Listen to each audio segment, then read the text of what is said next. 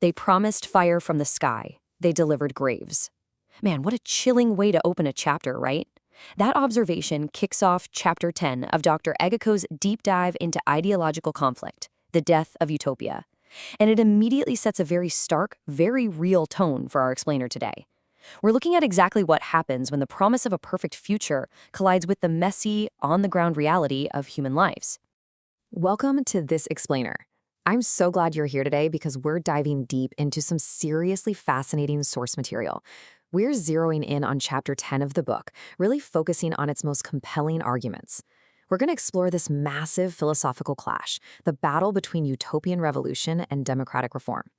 And we'll be looking at real-world case studies to see exactly how these two radically different approaches play out when applied to actual societies. So here's our roadmap for today. First, we'll cover the two playbooks for change. Second, Karl Popper's social engineering. Third, evidence and realities. Fourth, infrastructures of hope. And finally, democracy's ultimate advantage. Let's get right into it. Kicking things off with Part 1, the two playbooks, fantasy versus the boring way. When you strip away all the fancy political rhetoric, the author argues there are basically just two ways to change a society. Playbook number 1. The book calls it the revolutionary fantasy. The steps here are super dramatic. You destroy the current system, wipe out your enemies, seize power, and promise that a perfect paradise is coming later. The fatal flaw, though, according to the author, is that later literally never arrives. Then you have playbook number 2, dubbed the boring way. And yeah, it lacks the cinematic gunfire and catchy slogans.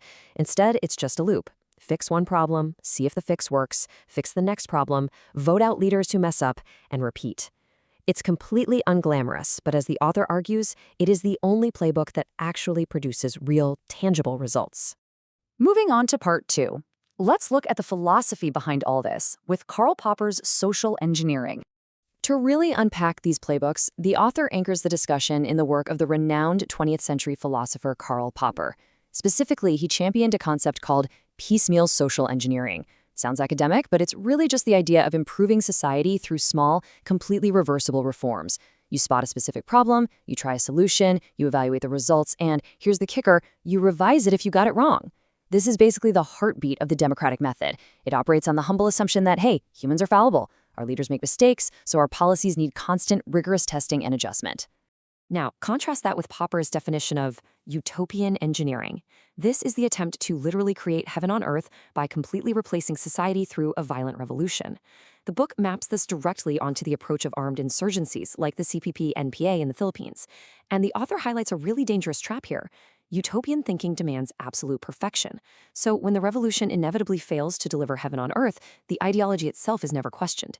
Instead, the people are blamed, and violence is used to enforce the supposedly perfect plan. Why should this matter to us? Because it shows how easily the pursuit of absolute perfection can quickly justify absolute violence in the real world. Which brings us to Part 3, evidence and realities in the global context.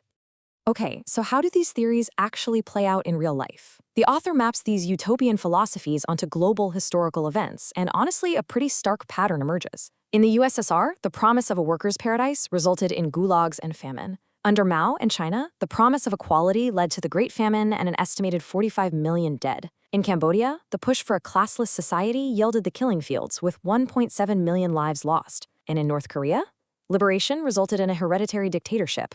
From this data, the author's point is clear. Global utopian projects that promised absolute liberation historically delivered dictatorships and mass casualties, precisely because they refused to admit when their grand theories were wrong. Let's bring this back home in Part 4, Infrastructures of Hope, focusing on the Philippine reality. Bringing the focus back to the Philippines, the author illustrates a society at a major crossroads. On one side, we see communities building infrastructures of hope, literally laying down peaceful roads and pursuing local development.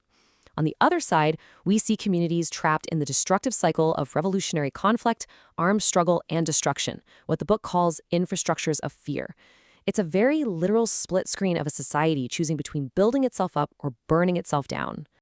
The book points to some very specific, tangible programs in the Philippines as proof that Popper's piecemeal progress actually works to reduce insurgent influence and does it without bloodshed.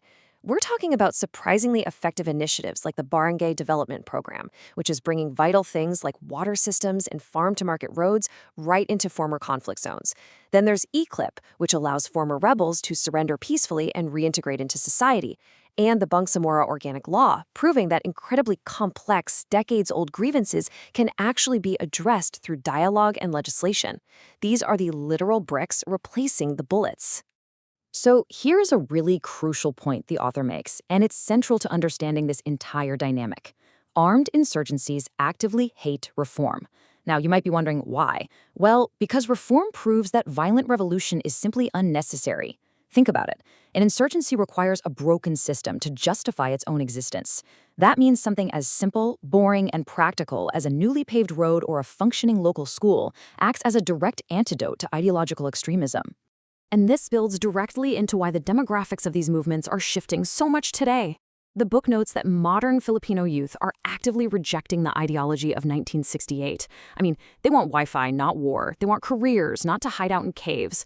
They want the freedom to love, not to be confined to ideological discipline cells. And most importantly, they want their future now, not in some hypothetical paradise promised after the revolution. They are actively choosing the reality of the present over the prophecy of the future. That brings us to our final section, Part 5, Democracy's Ultimate Advantage, the Power of Correction.